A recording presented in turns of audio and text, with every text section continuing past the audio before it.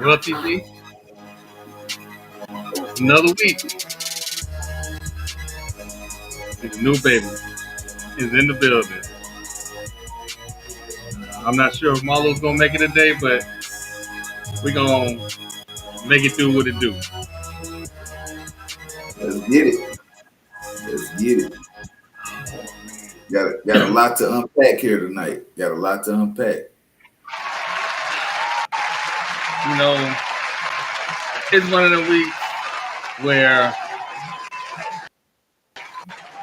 I was thinking to myself, I said, so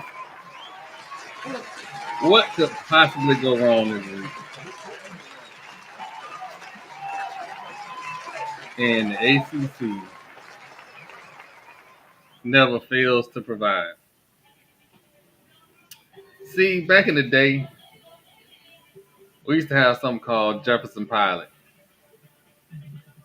And Jefferson Pilot would show ACC games, not the high profile games, not the back then Florida State, Virginia, Florida State, but that was it. Because Clemson wasn't even a thing back then.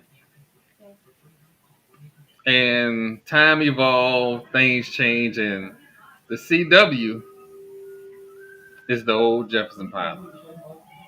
Okay. So the ACC announced that they struck a deal with the CW.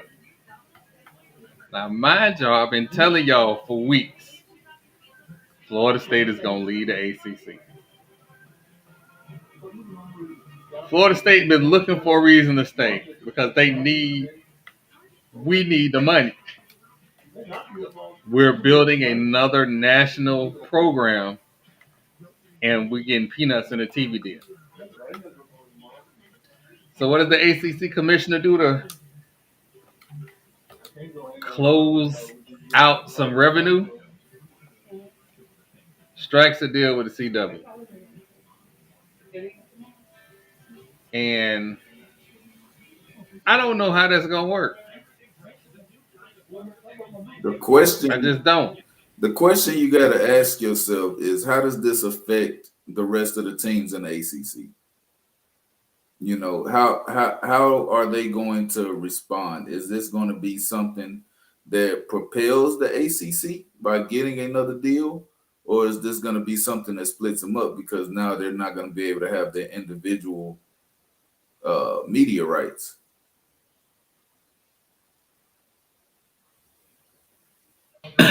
Well, yeah, because the thing is that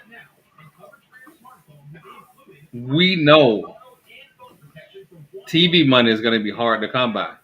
Right. ESPN just announced that they're looking for a partner to buy a majority stake in ESPN.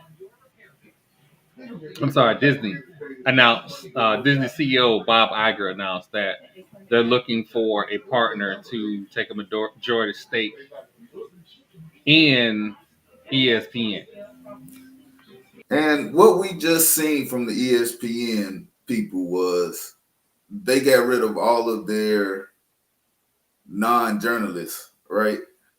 They got rid of everyone that was there for the debates, the entertainers. So you can see that ESPN is trying to go a little bit more PG, which is right on line with Disney. So it kind of makes sense that this is something that's starting to develop. But if you pay attention, they want to censor anything that's outside of sports. If it's outside of sports, they don't want to talk about it. The whole thing with live golf, they don't like it. They just want to talk about golf. They don't want it to be this big thing where they was talking about the money, but money is what makes everything go. And here's the other thing that hurts everybody in college football. The college football situation is this. The Pac-12 is looking to improve their TV deal. HBCUs in general are looking for a television partner. And I'm sorry, ESPN Plus does not count. No, So it how don't. do we make this better? I mean, let's think. Until we have a buyer. I mean, let's think about it, right? How is everybody watching TV these days? They're streaming it. I don't have a cable subscription. I watch everything online. I have Fire Sticks on every TV. There's not a Fire TV already. So the way of the future is you don't have to you don't have to necessarily partner with a broadcast company. You can create a whole stream element that is going to broadcast your games and you can get paid for it. It can be a subscription based entity, but there has to be a deal in place that's going to compensate every team. So you got to work out the numbers first. But that's the way of the future. It's okay. It's okay, dude.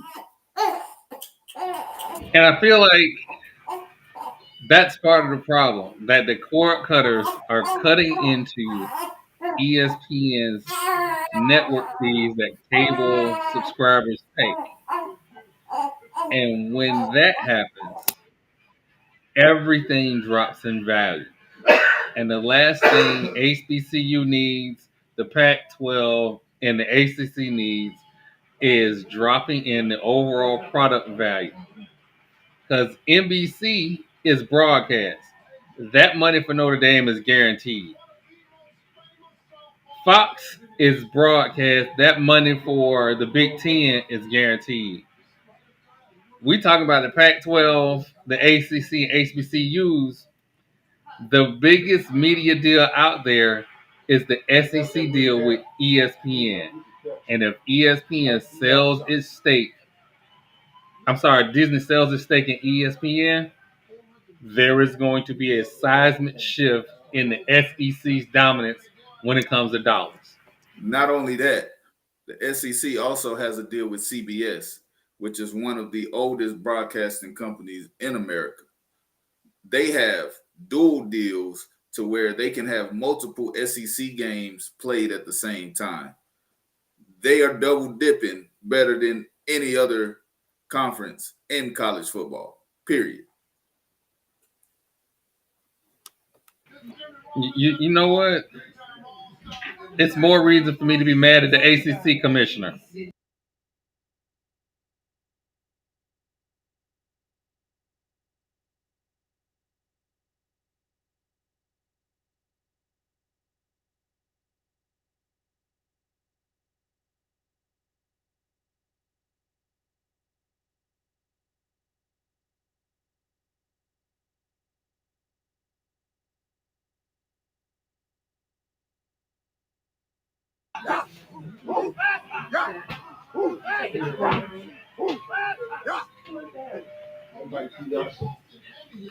So, one of my favorite people to talk about,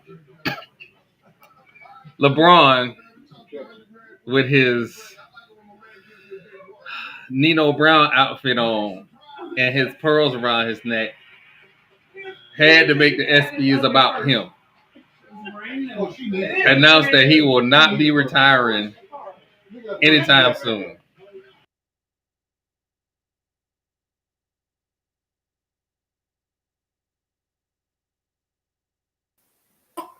I mean, he said, and I quote, until he feels like he is cheating the game, he is going to play. So if he can play, he's going to play. We are approaching father, son, and NBA at the same time. That's where that's what he wants to do. And he can try to sugarcoat it all he wants. But I know I know it. I can see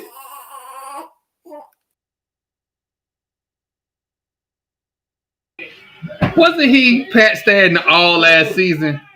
They wasn't winning no championship. I don't know. They fought to me. I mean, wasn't nobody beating Denver. Like, let's be honest. There was nobody beating Denver last year. It was not going to happen. They were too deep. They were too long, and Jokic is too good. But you know what? All this GOAT talk, let's just stop it. Let's just appreciate LeBron like we appreciate Larry Bird. That's the Larry Bird and Magic Johnson is the level that LeBron is on.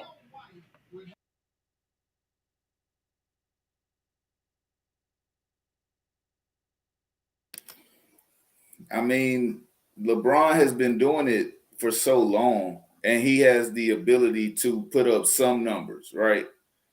Is he anywhere near as effective as he used to be? Absolutely not. If he was, they could have beat Denver, but there was absolutely no chance. And not with the roster that he has there in LA, would they beat a team that is that deep? And if they'd have went to the finals, the Heat would have beat them. It would not have mattered. It would not have mattered. But I don't know about him pat statting. I think he was really trying to conserve his energy for the playoff push because we saw a different LeBron come come May, June. This wasn't the same LeBron that we saw back in December, January. He looked healthy, energetic. He had a lot of help from his role players. I can't even remember the kid's name, but he had a hell of a fourth quarter and helped them get out of that Golden State series. But at the end, Are you talking about I am him? what's his name? I don't know his name, and they just gave him a contract extension too. They should have. He earned it. But you know who I'm talking about. He played better at the end of the year than at the beginning. Yeah, see? They were definitely better after the trade. And going into the playoffs, that's when you make your push. You hold your cards. You got to know when to hold them, and you got to know when to fold them. Some teams, they know that they're tanking. They don't, they're not going to go out there and try to compete. They're going to, play for a lottery pick, right? The Lakers felt like they had just enough to make the playoffs, which they did. Barely made the playoffs. Now, once you get into the playoffs, it is a new season. Everything goes out the window. Ask Milwaukee. Best record in the league or in the East. What happened in the first round? They got whooped. Got destroyed by the Heat. Because them records don't mean shit once we get into the playoffs. So if you're able to stay healthy, conserve your energy, and I know we talk about, it's an 82 game series and we get upset at players for resting and everything. But at the end of the day, if you're playing for a championship, you got to do what you got to do to win. Baseball players are allowed to rest. You don't ask a pitcher to go out there and pitch every day of the week. You know what I mean? For basketball players, it is a long season. And we are getting into the era where people are scoring 120 points a game. What that means is the clock ain't running as much as it used to. They're not dribbling the air out the ball, running pick and roll, setting plays. No, they're pulling up threes from half court and having to go grab long rebounds. It has become a different game, and you have to conserve your energy. You have to be able to play come playoff time, or you're going to get knocked right out the playoffs, especially if you don't have depth. The deepest team won the finals this year. That is a fact. The deepest team in the NBA turned out to be the best team in the NBA when it mattered. Jokic's too good. There was no center that could match up against him in any of their matchups. You're not going to ask. Bam couldn't hold him. What was Anthony Davis? Too small. Love Anthony Davis, but he's too small. Come on now. Jokic put that big body on him and bagged AD up to the goal, or he was pulling up threes in his face. It was ugly. The AD fault. he definitely fought. But when AD wasn't on the court, it was open season for Jokic. If the Lakers want to be better next year, they better get somebody that can hold Jokic, or it's going to be the same season. It's going to be the same outcome. If you don't stop Jokic, Listen, you are not going to win. we need to bring back B-Man. Like if you're going to have a shot against Jokic, you're gonna have to get real big men. You're gonna have to find Shaqs. You're gonna have to find Pat Ewins. You're gonna have to go out there and find some big men. And I'm sorry, Jeezy. Embiid is soft. I said it. He's soft. Yep. Shoot me now. Shoot me now or shoot me later. You want to fight? Embiid is soft. Come on. You want to fight? So all the talent in the world, though. All the talent in the world. Can shoot, dribble. He's soft. He is soft. So can we agree he didn't deserve the MVP? He didn't. He didn't. Jokic would have been the only guy that deserved a three-peat on MVPs. This is a fact. But I will say this. Embiid puts up a lot of numbers, right? He can rebound with the best of them. He can guard the basket. He can do everything. He can dribble, hop step. I ain't never seen a 7-1 dude hop stepping until we got Embiid coming down the court. But why is my big man hop stepping? We don't need you to do that. See what I'm saying? He does things that we don't necessarily need our big man to do. But they told him this is the way of the future. At the end of the day, the Sixers lost because they depended on James Harden in Game 7. And y'all know I'm going to go in on James Harden. Oh, my God. He is the worst Game 7 player in the history of the NBA. He has the worst three-point percentage out of anybody that has ever taken more than 10 threes in a Game 7. He is the worst. James Harden. Trash. If you depend on James, you might as well bench him if you ever make it to a Game 7. If James Harden's on your roster, you make it to Game 7, bench him. You'll be better off finding you somebody down at Rucker Park trying to make a name for themselves than going out there with James Harden. I count on James.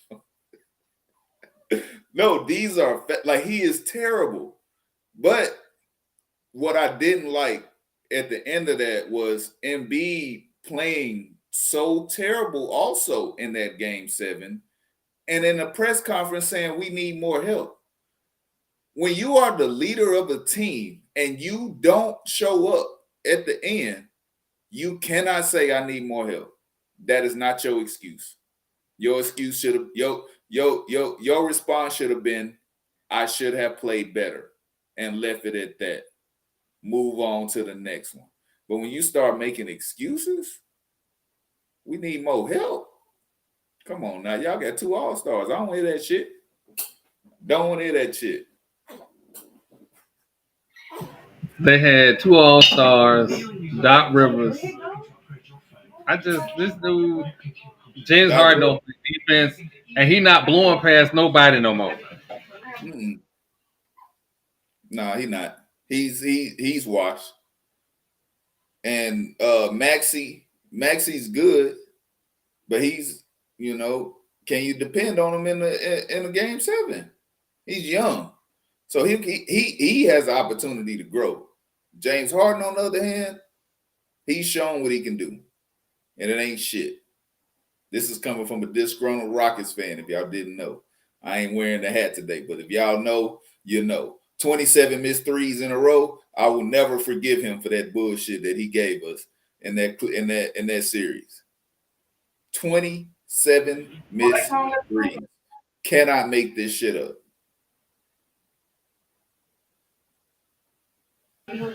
Far be it from me to judge any man holding a grudge. I won't, at any point in time, judge anybody holding a grudge because I may have a grudge or 10. Oh, I know. We know you got grudges. Oh man, we know you got grudges.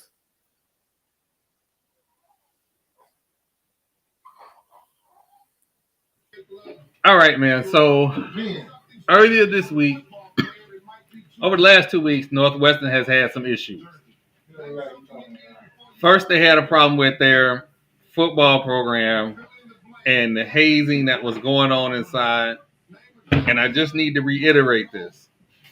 Straight men at no point in time are going to put their genitalia on another man and it be okay.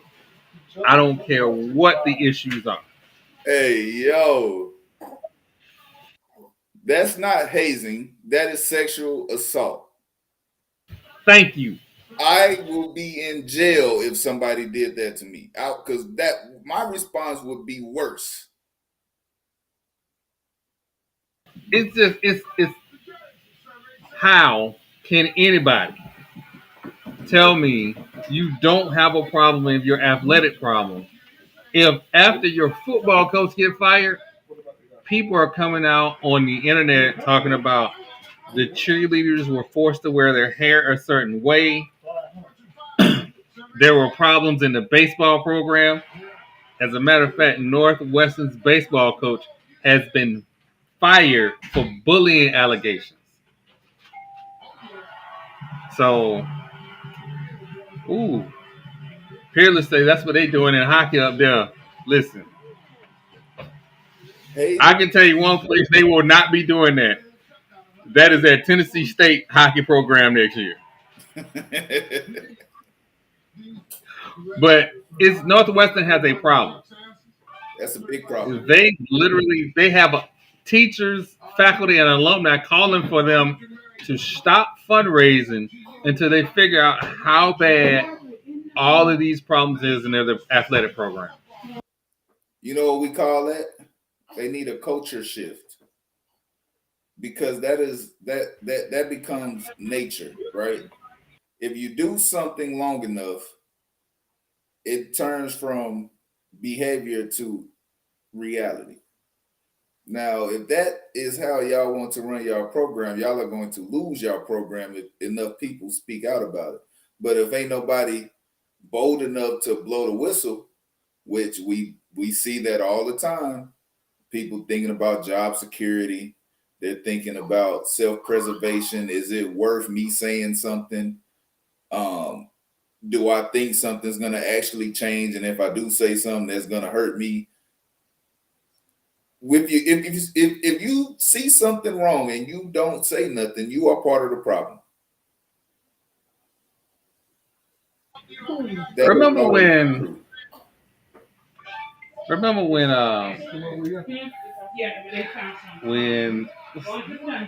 when Baylor had that issue? Hmm. They're the head coach that can never work in football again. Right. He tried to get an assistant coaching job at Grambling. It lasted 1 week, and he was fired. He should never got Now, fired.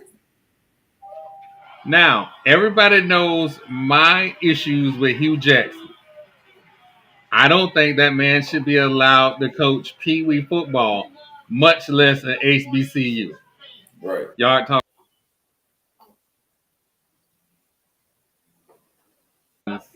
Oh, this guy has no business in football. He presided over a Cleveland Browns team that either by his admission purposefully chose to lose for draft picks, and nothing came out of You it. know I what? just Don't even get me started on the Cleveland Browns. Oh my God, we will get derailed because how do you tank season after season after season and are still trash? That is if you're a amazing. black head coach, That is amazing to me. Oh, I'll tell you how you do if it. you You have a very poor scouting staff. You have an inability to pick a winning quarterback. You have dysfunction within the coaching staff. And then you have a history of drafting players who make bad decisions off field. That is how you remain trash. Far be it for me not to take a swing at the Cleveland Browns. But if your Hall of Famer is your left tackle, what are we talking about here? People don't pay no money to go see the left tackle. I mean, Joe And Thomas I was still say he don't Joe, deserve to be Joe in the Hall of Thomas Fame. was him now. Hey, we're not gonna wait. We're not gonna disrespect old Joe. Joe was him now. Joe Thomas made left tackle look fun. I was about to gain about 40 pounds to go out there and try to block somebody looking at old Joe. Listen, old Joe was one bright spot on the offensive line that was probably the worst in the history of football. The worst? I can't say the worst. And I'm saying this as an old Bucks fan. They gave Peyton Hillis 1,000-yard season. If you give Peyton Hillis 1,000-yard season, you can't tell me that whole O line was trash. You can't do it. I'm just gonna put I this won't out I there. won't buy it. Peyton got on the cover of Madden, and we never heard from him again. Never. But Well, but to not get too far derailed, if your school has a hazing problem, you have a culture problem. Bottom line. And until you address the culture and the elephant in the room, you're going to continue to have a problem, and then it's going to start leaking out, and it's going to affect every part of your organization. Kind of like cancer. But yeah, we can move on. it's going. You know what? No, I'm not gonna pass it off. Let's flip the script. Let's say an HBCU had an issue like Northwestern had over the last 2 weeks. The NCAA would be on campus interviewing, ready to issue sanctions Yep. because this is the type of stuff that you're supposed to give out NCAA violations for. Not boosters handing money to players. Hey ACC, hey SEC. Um, these are the things that they should be in place to enforce Right. because people are sending their young men, young women to these institutions, hoping that these institutions protect them, and they're clearly not. No, and we saw that with Penn State. That went on for years. There should have been a lot more people in jail. Absolutely. Because you cannot blame that whole thing on one man. There's no way. There's Well, absolutely no fucking way. There was a culture problem there. It was never addressed. Hundreds of people hurt by it. so interesting thing came out this week. Jason Williams um, was on ESPN Radio. I don't know what to call ESPN morning shows anymore, so we'll just call it ESPN Radio. And basically said that he had intel that Zion Williams loves basketball, but he does not like working on his game. Kind of like a few other players that we've noticed over the years. Say that again. Zion Williams No, I heard you. I heard you. loves basketball, but How does the not work on his game. how the fuck does He that doesn't have work? a jumper. He doesn't have a layup package. It's just dunks and real close layup finishes. So he wants to be at best average. Is what it sounds like to me. You, Sound like Booby you being Miles. nice. Y'all remember Friday Night Lights, right? I know Yeah. y'all. I know y'all remember Friday Night Lights, one of the best football movies ever made. But it was based Mm-hmm. on a true story. It was based on a kid who felt like he didn't have to work to be good, that everything would just be given to him.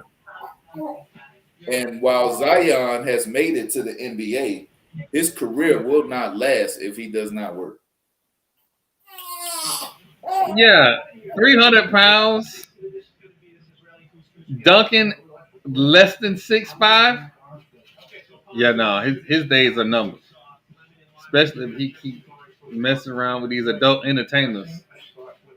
Like, like AIDS really is a real thing. Like,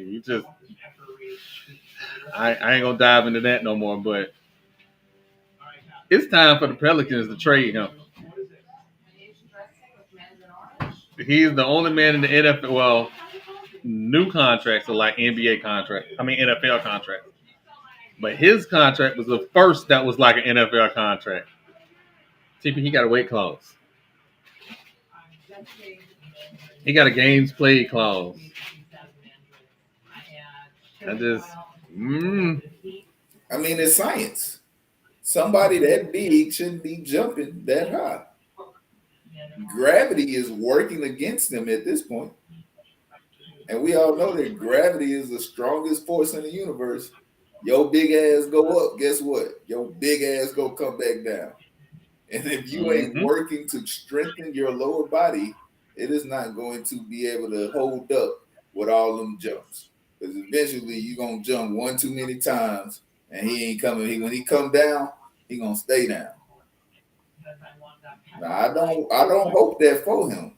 I'm talking about science. Science tell me that.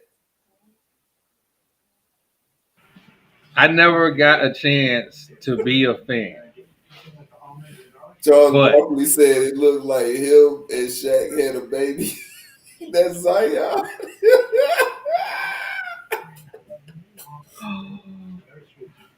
When the fans are in the chat room during the podcast. Oh man.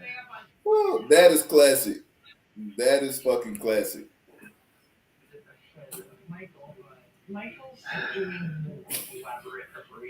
Well, I mean, he might got a point though.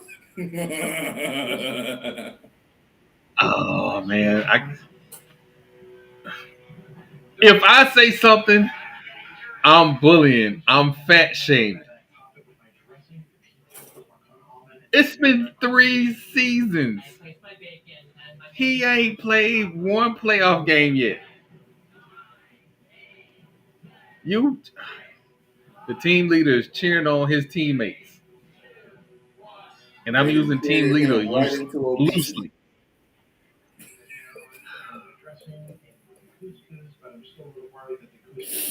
All that promo he got when he was in high school, Weight Watchers never approached him one time. Fuck that. Where was the trainers at?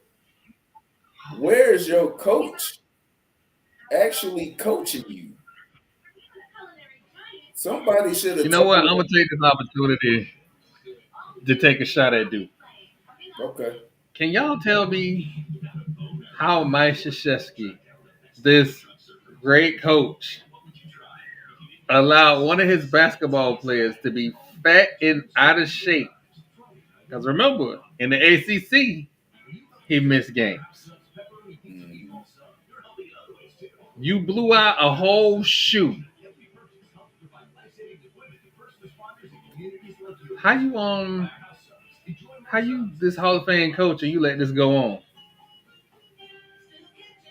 And y'all be telling me about all these great Duke players. Not one of them would be on my all-time starting 5 ever. Where did Grant Hill go to school at again? He went to Duke. He still won't make my starting 5. That's what I thought. Outside of Grant Hill, who would have been a much better player had he not had a horrific knee injury, the rest of the Duke players have been pretty average. You know? Been pretty average. Well, let JJ Redick tell it. Oh. He could have played it any era. He said Bob Cousy was playing against postmen and janitors. And you saw what Bob Cousy said about him. And he ain't brought Hey, up no janitors and hey, plumbers since. hey, he said them janitors can hoop a little bit too. He said them janitors can hoop a little bit. But when you start trying to like talk about a team legacy, right? Duke get players for a year, then they're gone. They get them for a year, then they're gone. Or you have the JJ Reddicks or the Christian Leitners that stay there their whole career because they are average at best, and then they get drafted or they'll make the NBA off strictly being a Mike Krzyzewski's product. But in the grand scheme of things, none of them actually are really good. None of them. As much as we like Kyrie, Kyrie is not good. He can score the ball, he can shoot, but as far as being a teammate, he never got that. If I was at the pickup court and I didn't really want to win, I just wanted to have fun. I, Somebody just said Shane Battier. No, you didn't. You ain't come on this Hey, podcast. no, Mia. As a Rockets fan, I agree. Love Shane Battier. Great defensive player. Good spot up in the corner. No, we're not gonna do that. He was solid. Notice how they didn't say he was a great player. He was solid. He did his job. And we appreciated him every time until he left. He knew his role. There you go. Hey, what I be telling you, Troy, in this game of life, in this road of life, you gotta know your role and stay in your lane. If you do those two things, you will do just fine. Well, somebody tell JJ Redick that. JJ Redick all of a sudden thinks he has a voice that needs to be heard. We don't give a fuck what JJ Redick got to say. Sorry. Not sorry. Oh man, I don't even. I'm like, I can't believe this dude said Shane Battier. Shane Battier was solid. Like, what you mean? He was a role player.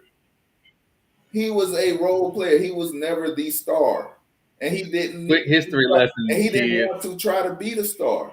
And that's he played his role. But There was a time a lot of Duke when players Florida State are role basketball was players. trash. You know why Kyrie is struggling so much? Because he don't know his role. You are a six man. Go call Jamal Crawford. Learn how to be a six man, and you might be okay. Jamal Crawford was cool with coming off the bench, dropping some points, and going to sit his ass back down. Love Jamal Crawford. Kyrie Irving.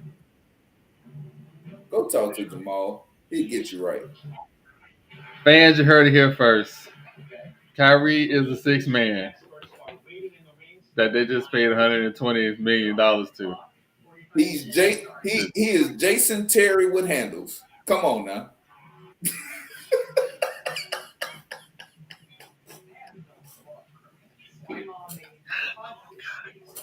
Yes, I said it, and I don't care. You can fight me, you can argue with a wall. I don't care. He is Jason Terry with handles. Oh my! Oh, it got deep in here. Well, I mean, he better than since Jason Terry. I'm not saying that he's on the same level. He's probably better than Jason Terry. Yes, but where he's at in his career now, he's not a distributor. You can't ask him to be the leader of the offense at point guard. He's never shown that he can be a distributor. That's not he him. never wanted to. He's a scorer. Then let's look at his size. Jason Terry was 6'2". How tall is Kyrie Irving? My point exactly. He's a combo guard who can dribble, finish better than anybody I've seen in a long time. His finishing around the basket is top notch. He's a scorer. But that's what six men do. We don't ask them to play defense. We ask you to come in, shoot the ball every time you touch it, and then go sit back down. That's where he needs to be at. Stop asking that man to play defense. He ain't doing it. Oh man, I don't want TP is out here for the win. I don't even know. Oh man, I'm speechless right now. We got fans mad, but that's what this podcast about. That's what it's You don't about, like though. it, That's what it's about. See, he said I agree. so a quick history lesson on Shane Betty. When Florida State was absolute trash shortly after '99, one of the players that was on the Duke squad was Shane Battier. Guess who we used to whoop every time? Shane Battier. I'm sorry, I just don't know how he made it into the league. What you mean? He was a great defender. He was an above average defender. I'll Who give him that. He was above average defender. He was a very above average defender. He could hit an open shot. So like Yeah, he was. we had Tracy McGrady. When Tracy McGrady drove to the basket, all eyes was on number one, right? When he went to the basket, everybody's looking at T Mac. Trevor Ariza, Shane Battier sitting in the corners. Dish it out, hit the three, come back, play defense, get the ball back. That's all we asked him to do. We didn't ask him to do shit else. He was a 3-and-D guy early in the 3-and-D era. I just he went to Duke, so that's all I need to not like him. But we gonna move on. Um, so recently, the federal government, the Congress, had hearings on the whole Live Golf PGA merger, Mm-hmm. and some of the papers that came out was a proposal that Rory McIlroy and Tiger Woods both captain teams going forward. And your boy Rory, still in his feelings about the whole Live Golf thing, said if Live Golf was the last golf league on the planet and he would have to play with only them, he would retire. I also want to point out that they offered him damn near $1 billion to be a part of Live Golf Tour. What morals is he trying to hold on to? First of all, he so little backstory. If y'all don't know, Live Golf is backed by Saudi Arabia investors, right? They're trying to say that their terrorist money is blood money. No, it's oil money. There is no money bigger in the world than oil money. So for Roy McIlroy to say that he won't play if it's Live Golf involved, don't drive your car no more. Don't get on no plane. Don't ride no boat. Don't drive no motorcycle. Don't do shit that includes petrol. Because Saudi Arabia has the biggest hands in the pocket when it comes to oil. He's trying to hold on to some. I don't know what he wants to do with it. Because didn't Live Golf just partner with the PGA? Yeah. So this organization who said that they were built on tradition, who held black people out of their organization for 100 years, try to take the high moral road. They saying don't back the terrorists.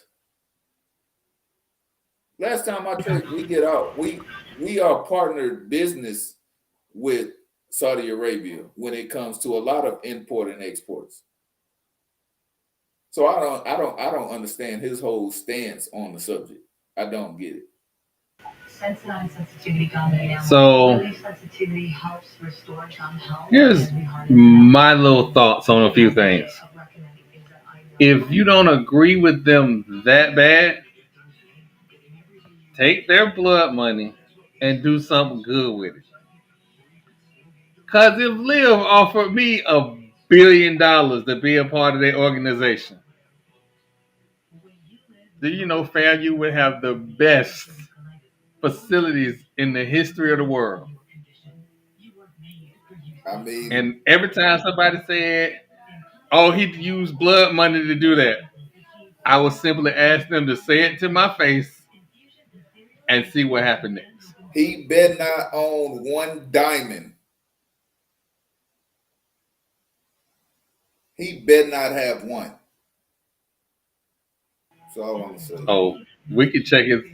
I'm sure if we check his wife's jewelry box, it's gonna be some diamonds in there. Guaranteed.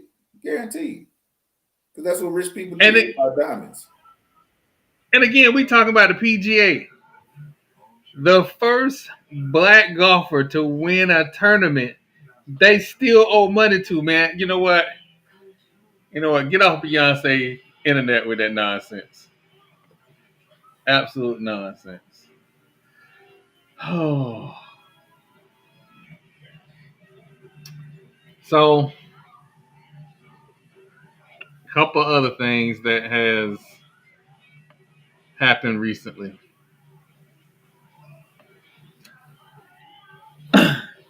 I guess we're gonna have to talk about the Georgia football program.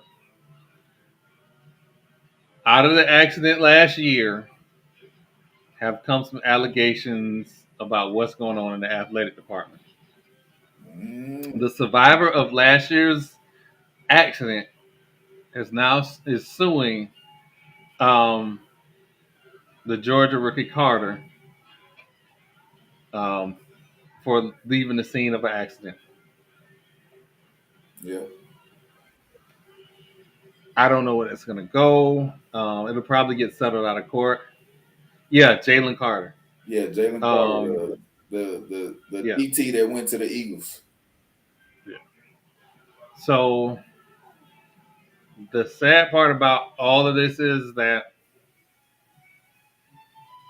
all these coaches talk about doing things the right way and building programs. Daryl Sweeney. Um, we find out very quickly they're not doing things the right way. They're taking shortcuts. And I may not like old cornrows. One thing I cannot say in his 4 years, this is his fourth year, that there are any scandals coming out on how he's building the program. Mm. So I guess I got to give him props for that. But this Man, Georgia Georgia, situation, look, I'm gonna go ahead and be honest. And I love watching Georgia football. Right? They got me feeling like when I'm out there coaching my little league team, I need to see some birth certificates on these kids, man. They got grown ass men at Georgia. And you can't tell me no fucking different. Jalen Carter looked like he about 28 years old. That was a grown man playing football. as a Florida State fan, I cannot judge Georgia because Chris Winkie He and don't Warwick count. Dunn He don't count. We should have knew been his, in the same we knew his age. freshman class. We knew his age. He was 27 years old. we knew how old he was. I'm talking about them guys they got on the defense over there at Georgia University. Them dudes are grown. Some grown men over there. There's a reason half of them went to the NFL in the first round and throughout the rest of the draft. And for some reason, they all ended up on the fucking Eagles. The Eagles might know something. To be honest, the Eagles might know something. They might be in cahoots. You never know. Nolan Smith ran a 4.3. The linebacker who's like what, 6'5", 260, 250. and ran a 4.3.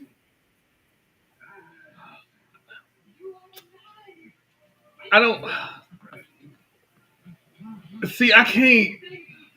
I'm I'm Florida State and FAMU through and through. So I can't. Oh man, I can't. Y'all got some grown motherfuckers over there too. And you know it. That's why you can't say that.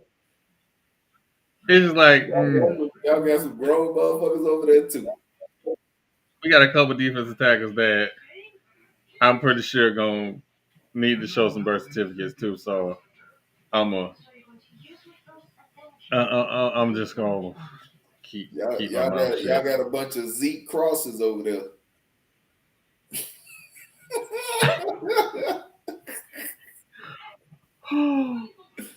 um.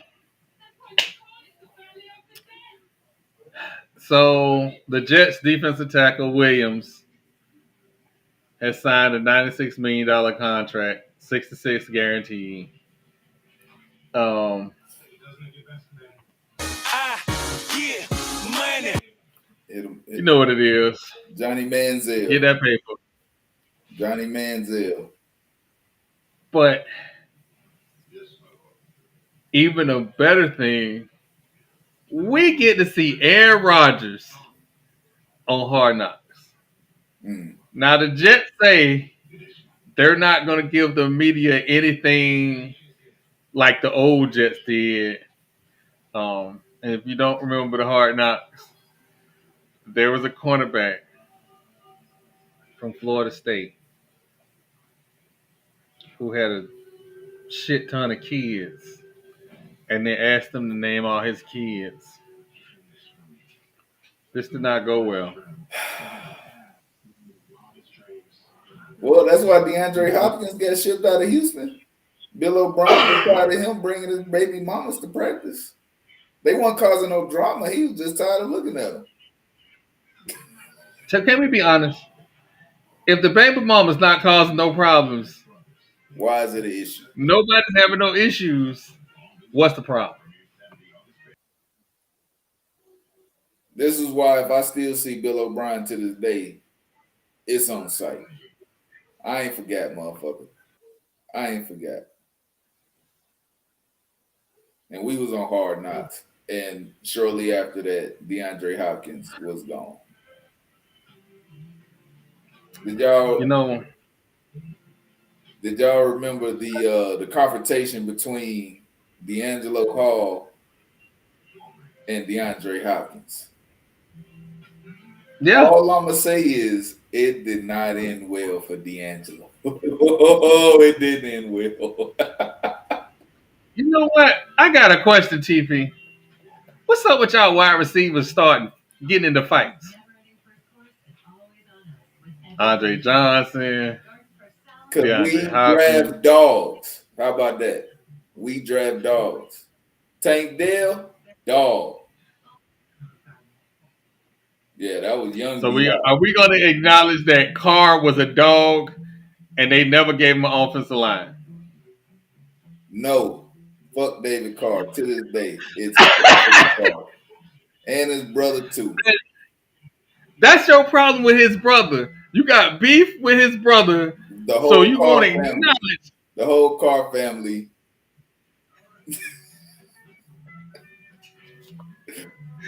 Oh God. Oh. We still ain't cool. Oh. We ain't cool.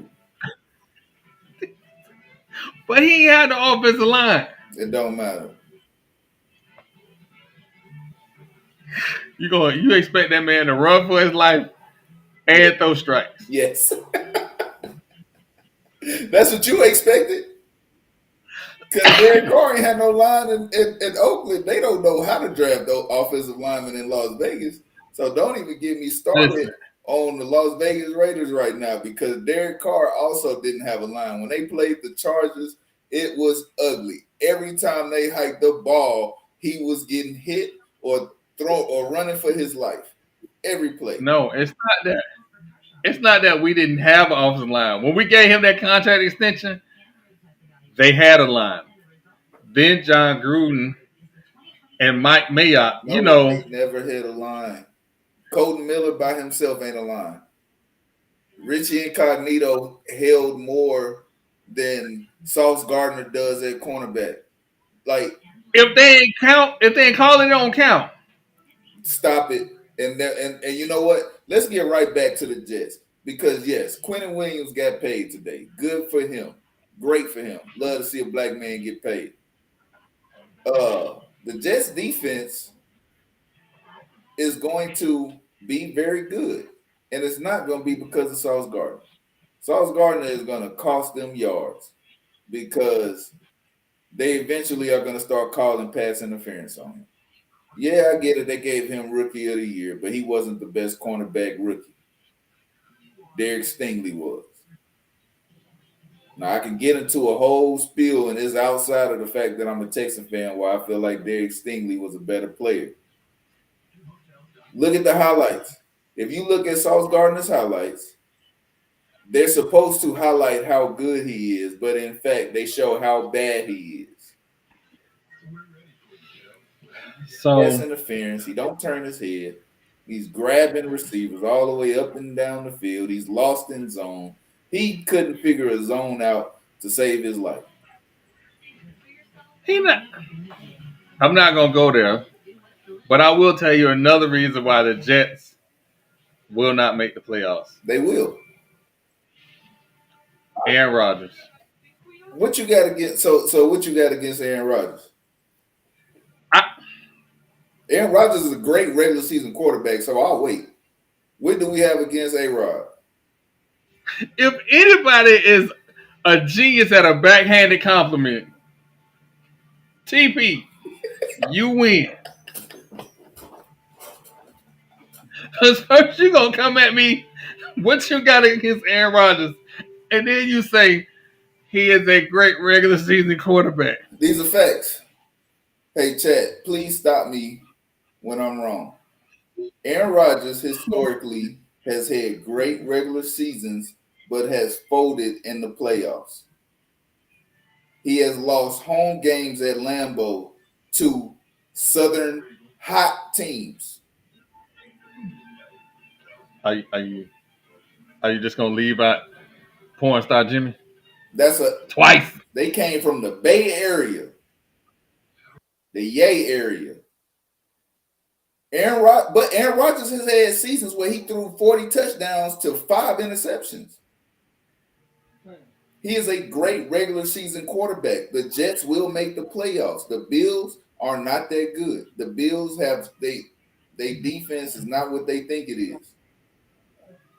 Especially I Losing Tremaine Edmonds is going to kill them when they play the Jets. Brees Hall is going to have a field day with that Bills defense. I'm about to give Snow an aneurysm. I don't think Miami gonna make the playoffs either. Well, if Tua don't play more than 10 games, they damn sure ain't gonna make the playoffs. You like calling Kyler Murray tiny tot. Tua is a tiny tot too. He is. Tua not only is Tua a tiny tot, if you have to teach your quarterback how to fall, Yeah. there's a different problem. Oh, let's see. So Oh Rogers, my God. word on Rodgers has Listen, been that he won the first one against Pittsburgh and has folded in the playoffs since, despite having MVP seasons. Exactly what I said. He's a great regular season quarterback. The Jets are in a division that is very winnable at this point. They can beat the Bills. Matter of fact, they don't even have to beat the Bills both times. They can split with the Bills, beat the Patriots twice, beat the Dolphins twice. Yeah, I said it. The Dolphins don't have the team to match up against the Jets. They don't. the Dolphins have an opportunity to get a bell cow running back, and they too busy playing money ball with the running back position to take it serious. Mm-hmm. So you get what you get. But they'll make the playoffs. I gave them 11 wins.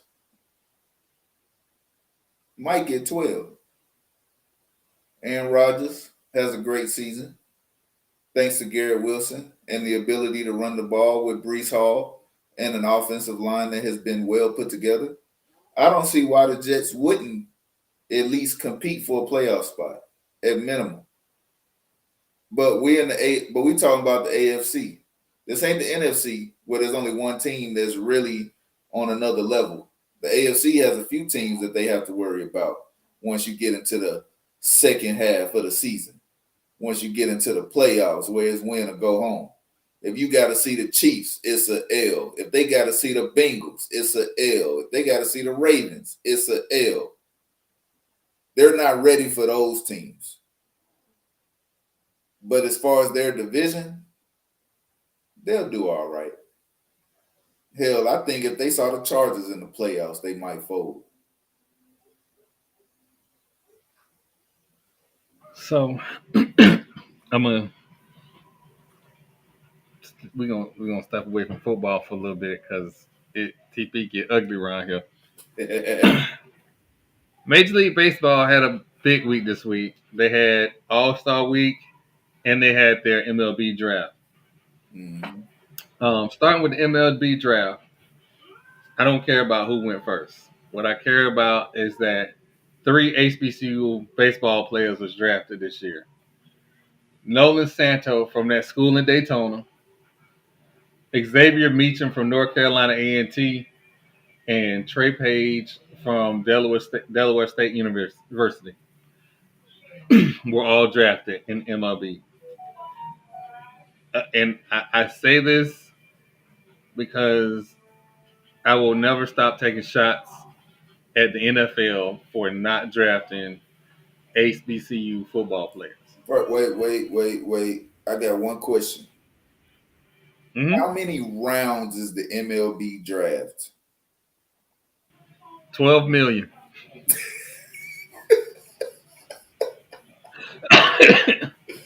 What round did these players get drafted in? It matters. Trust me, it matters. The MLB has the luxury of having like 30 rounds in their draft. The NFL does not. They have 7. And if you trading picks away, you have even less than that. Less opportunities to pick a player that'll make your team. Oh, I'm not a Jags fan. That's that's Nico back there putting in work on the Jags. 100% a Texan fan. All right, so Santos was drafted 207. Meacham was drafted 293, and Page was drafted 517 or 515. 517. See my point? Do you see my point? MLB has way more draft picks than the NFL. But again, Hey, Crazy Sticks, thanks for following. Um, I get all of that, but especially this year coming up, there is a kid at North Carolina Central that is special.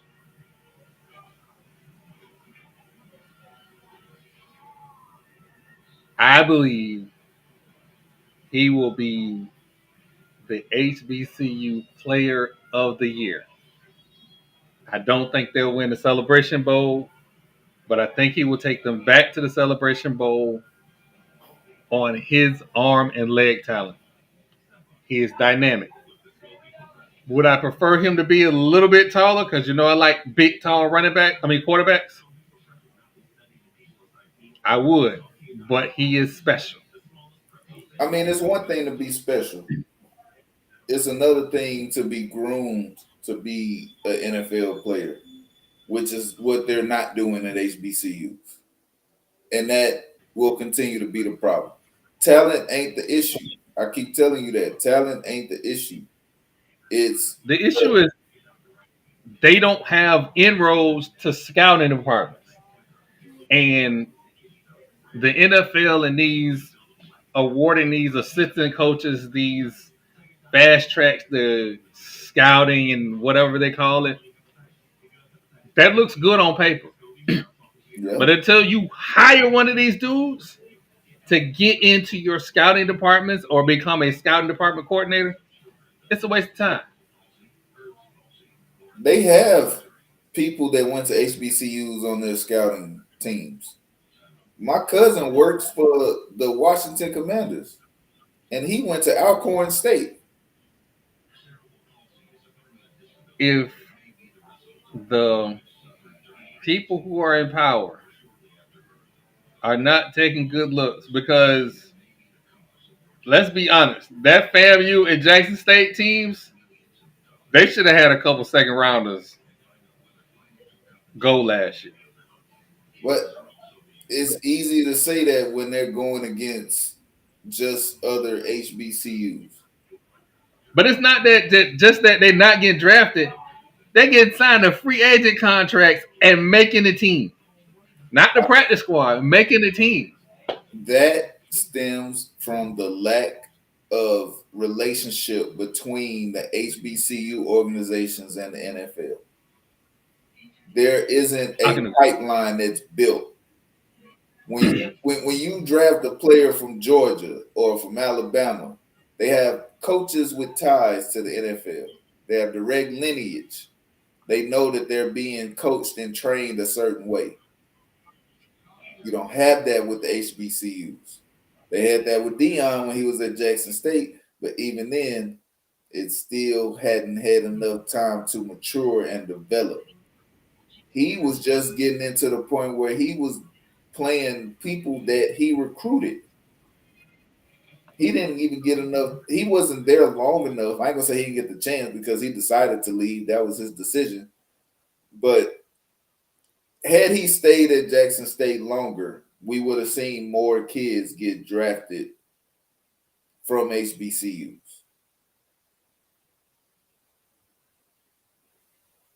That's my I would thought. like to take a moment, take a few shots. Teams that feel they are more important than what they are like to put the in front of their names. Is this a shot at Ohio State? The Ohio State University. The University of Underachievers. You know that team in Miami. Oh, I'm sorry, Coral Gables. Wow. The Jackson State University. They do all this talking on Twitter, and I talk back. Because there was a tweet out that FAMU is getting hazed, but they still ain't SWAC. That school in Daytona is SWAC because they came in and sat down. Let's be honest. The doormat is always liked by everybody else. Nobody don't like the team that come in with with an FCS national championship. 16 black national championships. I'm counting trophies, and nobody has said we got more. Oh, wait, because they don't. But y'all keep putting the in front of y'all name and no trophies and feel better. I think you still bitter because them early 2000 Miami Hurricanes is on y'all ass every year. I'm That's CP that when I y'all. was in college. Do y'all remember Sean Taylor's 3 interception game against Florida State? That's when we knew he was going to be the best safety to ever get drafted to the NFL. It was against Florida Yes, State. yes. They always have You these runs. still salty from that. Y'all, you still salty from How when would I Everett be Gave salty? y'all 280 yards. You still TP, salty quick, from when quick, Frank Gore gave quick y'all question. 4 TDs on the ground. I just want to know. Quick question. You still salty When was the from when last time Miami Illinois was good? gave y'all 3 touchdowns. Because we won a national championship since the last. We went to the playoffs. They ain't been to the playoffs. You still salty. You know, You know, again, hey, there's no hey, reason Jay, for me you to know be how you know you salty mad. about Miami. You know, you know how you know you mad when you start coming for a team's mascot. Go ahead and tell them. Why don't you like Miami's mascot? I want to hear it again. Because Miami fans think it's a duck. It's an ibis. It's the only stupid bird that won't leave during a hurricane. So they all die Pretty much. Because they stupid. because they Like stupid. Miami fans. But I found that really interesting that So whose mascot is worse? The ibis or the fighting acorns? my God. I hate to say something nice about Miami, but how are you supposed to be scared of somebody that has an acorn as a mascot? First of all, do we have any Buckeye fans in the building? If you're an Ohio State fan, I don't give two shits. I'm gonna keep taking shots. Speak now.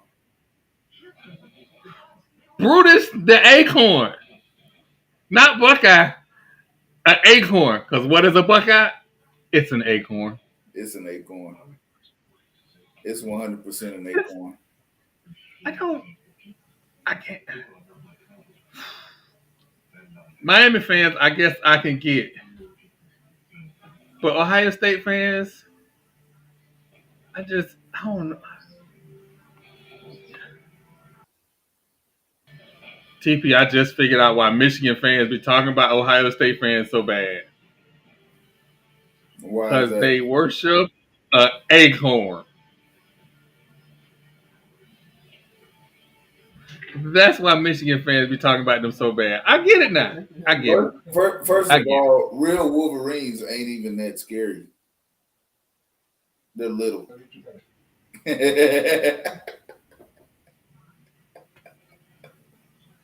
I mean, We ain't talking about the X-Men Wolverine. We talking about the actual animal Wolverine. They're not really all that scary looking. They're tiny. I mean, I'm sorry. Like even the football players, Aiden Hutchinson.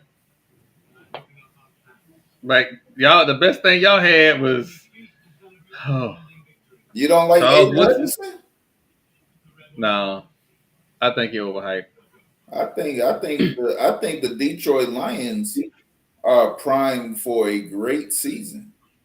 If I anything, will say this. if anything, Detroit Lions might be top 5 in the NFC. I will say this. When Aiden That'd be Hutchinson good. intercepted Aaron Rodgers, it just warmed my heart because all this bad man talk, stop it. Aaron Rodgers ain't even in my top 20 quarterbacks all time. Oh man, we could spend a whole hour breaking down your list, and I'm gonna probably call half of them trash because you're gonna start giving us guys that who you gonna give us? Joe, you gonna start with Joe. Yeah, you gonna throw Tom in Joe there. always got to be the top of this. I would Let me ask you. Joe, Tom. Let me ask you. Let me gauge your actual football knowledge. Do you think Brett Favre was a better quarterback than Aaron Rodgers? I Brett Favre better than I like Aaron Rodgers. Was he a Wasn't my better quarterback? question. No. I was just Before waiting I for knew you to what I keep it know flowing. now about Brett Favre, I like Brett Favre better. Brett Now I wouldn't Favre, care if Brett Favre got hit by a nerf bus. Brett Favre was out there throwing shit up. just throwing the ball. He coined the term gunslinger because he, Yes. before Jameis Winston, there was Brett Favre.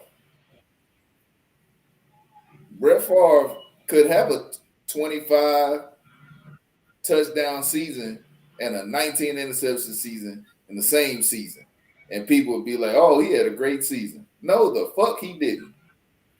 It The was difference exciting, between though. Jameis Winston It was exciting. and Brett Favre is the Bucks would never give a black quarterback a offensive line ever in the history of the franchise. But what I told you about, so look, like they said, it was exciting. Jameis Winston, he had that wow factor. He had that wow, like, man, that was a great fucking throw. Next drive, wow. How, what? That is one of the worst plays I've ever seen in my life. Like, he literally had that wow factor, and Brett Favre threw a lot of wow. Why the hell would you throw that? But Rodgers, safe with the ball regular season. Even though he might be looking like he's just throwing some shit up, he's actually not thrown as nearly as many picks as Brett Favre had. Not nearly as many. And he has more MVPs. He just hasn't been able to get it done in the playoffs. But I said that before already.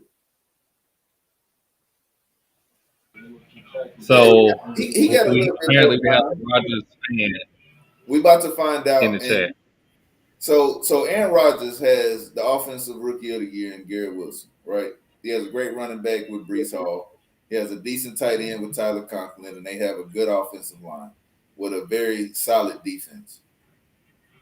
Last time I checked, you put an MVP quarterback in that type of situation, they go to the Super Bowl. X Tampa. He's not Tom Brady, and I'm not saying that he's Tom Brady. What I'm saying is you give an MVP quarterback all the other tools in the bag, they usually turn out to be successful. And I think that's what we're gonna see in New York. If he's able to win in the playoffs, that's that's still gonna be up for debate. So they need one more good wide receiver. I'd agree. They just gonna have to have somebody. Somebody's gonna have to step up. Somebody's just gonna have to step up. Because HBCU Twitter has no chill. The mayor of Orlando posted earlier today, "Fam, you not humble. Remember, Bethune-Cookman University was created on Christian values." One of my FAMU friends stated, "Having Miss Mary on the Jumbotron like a Cartoon Network character wasn't of the Lord." First of all, I thought Marlo was the mayor of Orlando.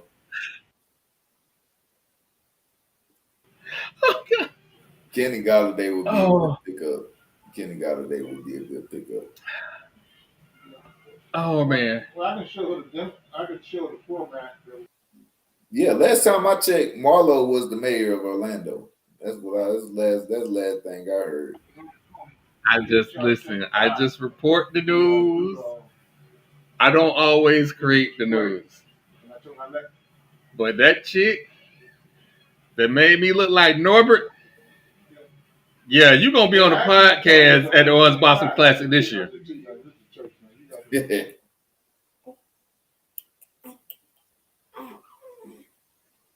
Oh, so couple other things that kind of popped off on Twitter. Um, Stop telling people you don't know who Britney Spears is, Wimby. Come to find out, Britney had did an international tour when you was a kid. Stop it. He wasn't even born yet, probably. He was born. Britney just stopped touring. And when she stopped touring, she had that residency in Vegas. Now she missed Vegas.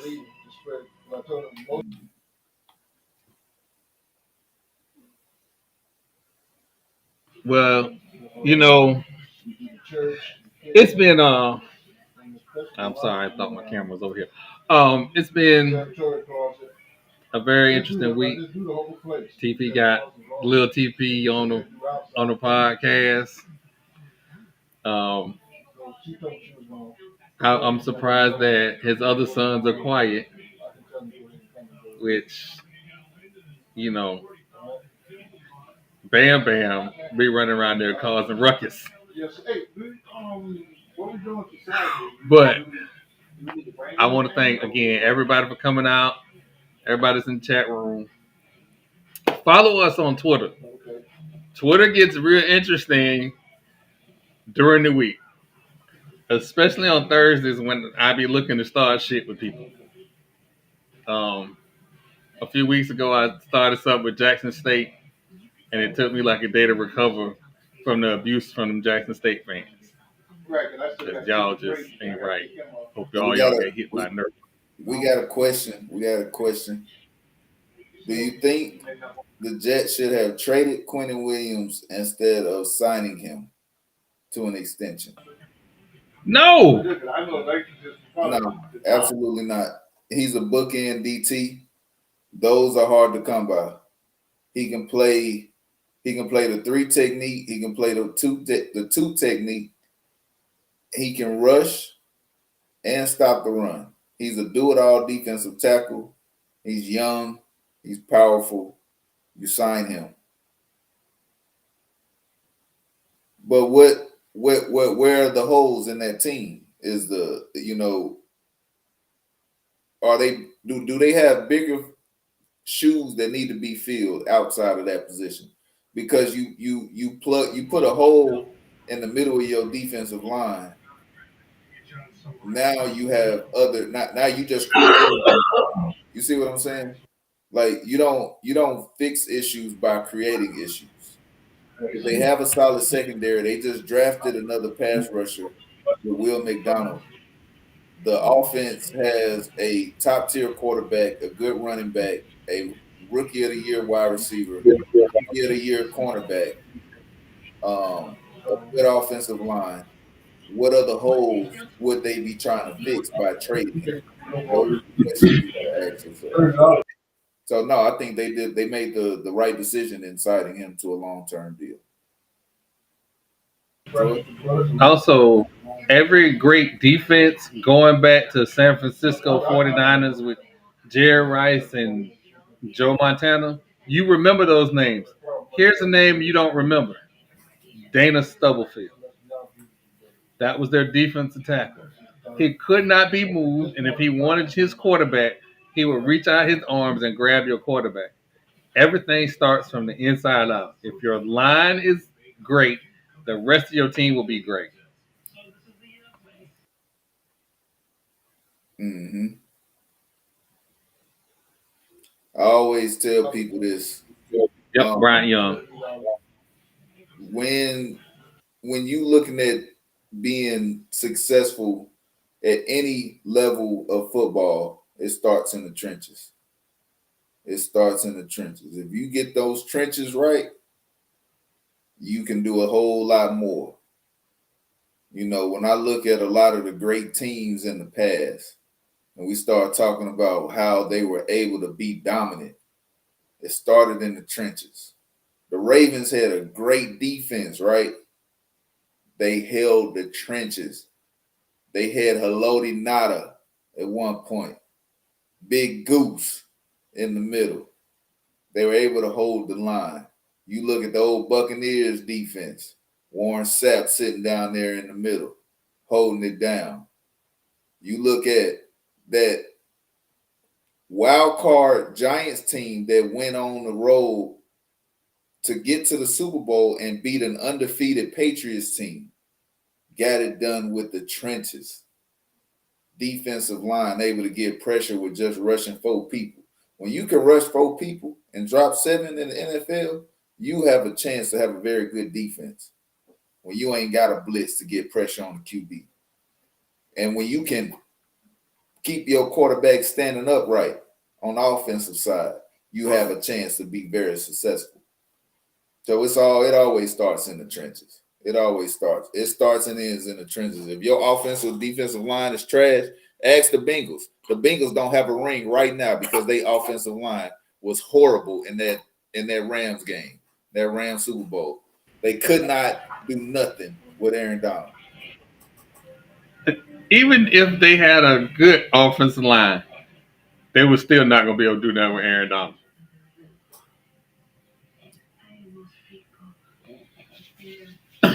Yes and no. You cannot stop Aaron Donald.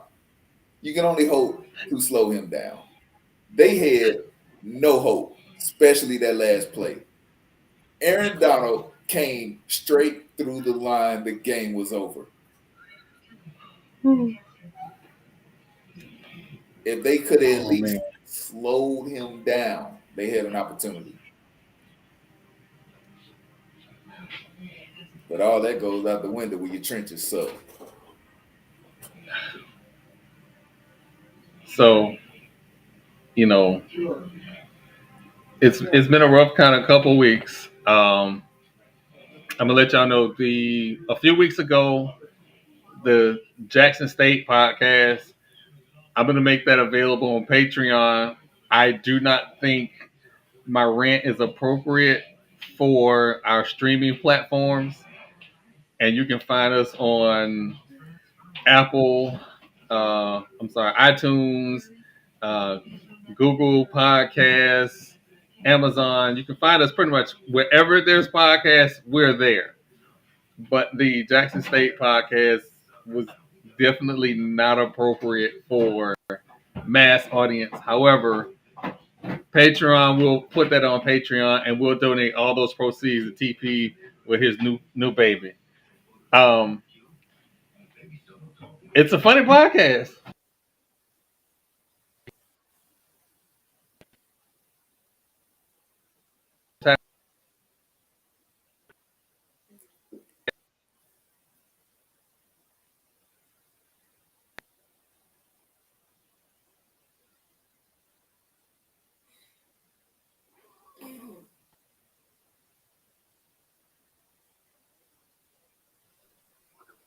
Hey, can you guys hear me?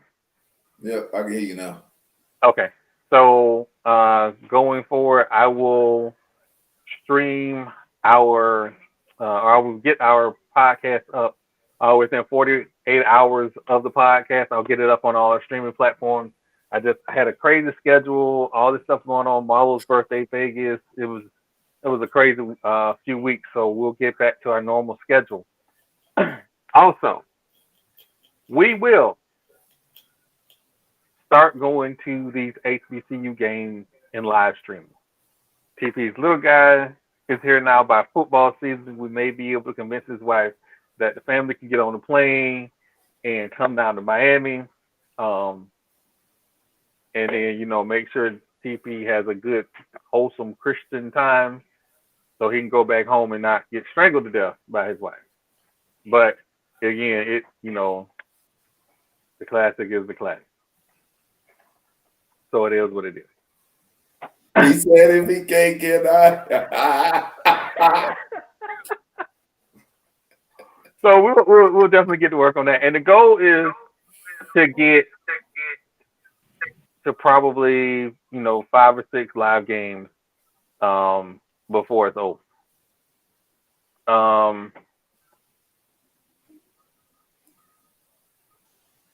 Oh, wow. Yeah. So apparently people like my tweet about people who want to feel special. Hey, it's fuck around and find out season. Yeah, it is. And by the way, the reason that you see me in a lot of HBCU beef and not, say, PWI beef is because Clemson got some punk ass fans and they don't want no smoke. LSU got some punk ass fans and they don't want no smoke. I said what I said. You know my Twitter handle. You can always find me. You can't never find them. But hey, I digress. I'm So right here. I ain't going nowhere.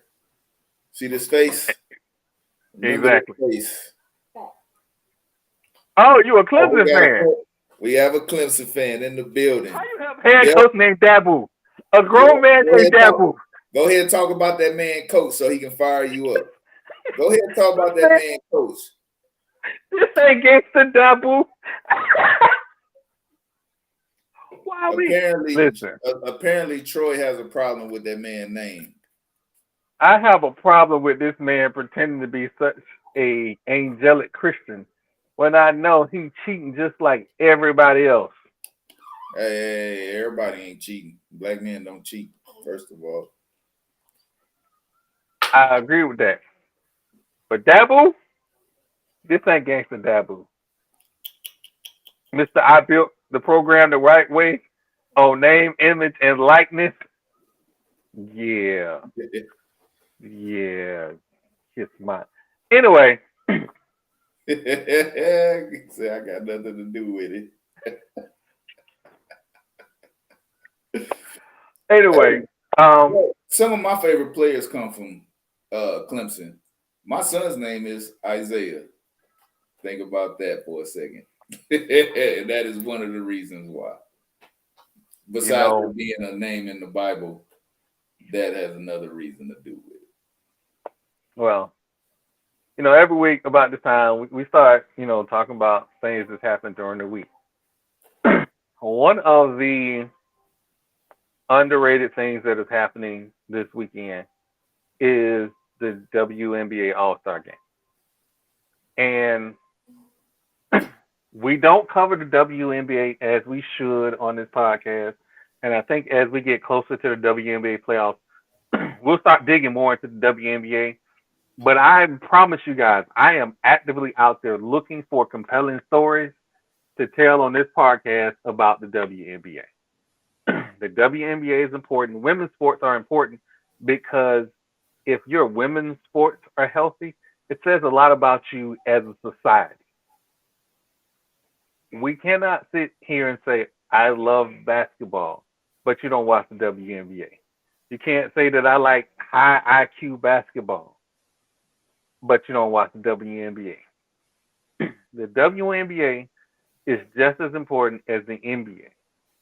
And these players should be getting, for All-Star Weekend, multiple tickets to events, just like the NBA players are. They should be getting private chartered jets. And they're just now, I think they're working on that now. But the only reason that became a thing is because of what happened with Brittany Griner in the airport scenario. So you cannot have these WNBA stars walking around with regular people in consumer airports. That's just unacceptable. There are things that we need to do as fans. So when there's a WNBA game on, I'm going to make it my business. If I can't watch the game, to at least put it on in the car and watch. Yes, there is a off season 1v1, 3v3 league that they're coming up with so that players don't have to go overseas to make money. It's going to have limited impact because of the fact that it's only going to be so many players. But it's a step in the right direction. Here's another step in the right direction. NBA owners, NFL owners, because the Las Vegas Aces are owned by Mr. Davis and fucking Tom Brady. There's no reason for these players. By the way, the Aces won everything, so Mr. Davis puts money in the team, they win, whatever. A little bit of cheating going on, little bit, but they won. If you put money into the health of these players, if you properly support the players, and it's not just all money, but it's other things you can do: security, chartered jets, accommodating family members. These are all things that if you do it for the NBA, you can do it for the WNBA. And find a favorite WNBA player. Find out their backstory. And when you find out their backstory, you have a reason to become a fan. I became a fan of the Houston Comets because they had Cynthia Cooper, Lisa Leslie, and old Tina Thompson. Cheryl Swoops. I love Cheryl Swoops. I love me some Tina Thompson. Not to mention they won the first 4 WNBA titles. Yeah, but Tina Thompson and that red lipstick had me captivated. Just like she's just so beautiful. Getting 20 and 10. Anyway, I digress. But find your reason to become a fan of WNBA, please. Tina, if you're watching, hey, how you doing? It's me. It's your your boy. boy. It's your boy. What you got for us this week, TP? First of all, I just want to thank everybody that came through in the chat. I've been advertising it all week. You know, I want to start making it a little bit more interactive, start getting more people in here, you know, because I like to hear different points of view. You know, when you start adding in, that just adds to the whole conversation, right? You know, we can really grow and continue to make this bigger and better every week. It gets better, you know. Every week it gets better. There's more topics. That the sports world is constantly moving. There's gears always turning. There's always something to talk about. We just got to be here to talk about it. And they say if you build it, they will come. So we building it. People are coming. The bigger it gets, the more that we're gonna see people in here talking to it. Also, NFL training camp is open. We are here. NBA season's gone. NFL on the way. Right after that, the NBA has such a short off season. They don't, you know, we barely even know their season over with before it's starting up again in October. But the NFL training camp is open. And there will be hell to pay in the AFC South. My Texans are out for blood. CJ Stroud might win Rookie of the Year. I have big hopes. I have big dreams, big aspirations. But keep it short and sweet. Appreciate everybody for coming through. We'll be right back here next week. Same time, same place. Hope to see y'all. Well, again, for the Gathering of Old Men Podcast, I would just like to say, oh man, I'm sorry, y'all. Apparently, I lost my audio. I would like to thank everybody for coming out. Thank you again. The replays are available on our on all of our streaming platforms. Twitch.tv, twitch.tv/DAJAZ027. TP, what's your Twitch handle? TP __ King 26. These replays are available all day and all night. And again, I will get in 48 hours. I'll get all of these. So I'll get the podcast out to all of our streaming platforms. Thank you again, and good night.